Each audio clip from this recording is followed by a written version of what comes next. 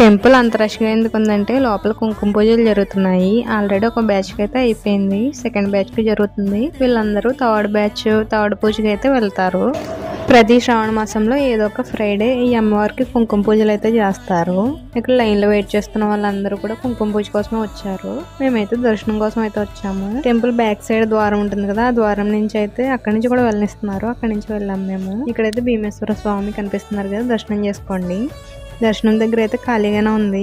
పూజ చేయించుకోవడానికి వచ్చిన వాళ్ళు అయితే ఎక్కువ ఉన్నారు కదా, దర్శనం అయితే తొందరగానే అయిపోయింది మాకు. ఇక్కడ కిందకి వచ్చిన తర్వాత మాణిక్యాంబ అమ్మవారికి శారీ అయితే పెట్టాము. ఇదైతే ఆషాఢంలో పెట్టాలి, అప్పుడు కుదరలేదు. శ్రావణ మాసంలో కూడా పెట్టొచ్చని ఇంక ఇప్పుడైతే తీసుకొచ్చాము. కానీ పంతులు అయితే చాలా బిజీగా ఉన్నారు. ఇవన్నీ అమ్మవారి దగ్గర పెట్టమంటే ఓన్లీ ఫ్రూట్స్ శారీ పెట్టారు, మిగిలిన స్వీట్స్ అయితే తీసుకున్నారు. ఇంకా మిగిలిన అయితే అక్కడ ఉన్న వాళ్ళకైతే పెంచేసాము. మాణిక్యాంబ అమ్మవారిని కూడా దర్శనం చేసుకోండి. దీని కంటిన్యూషన్ నెక్స్ట్ షార్ట్ లో అప్లోడ్ చేస్తాను. వీడియో నచ్చితే లైక్ చేయండి.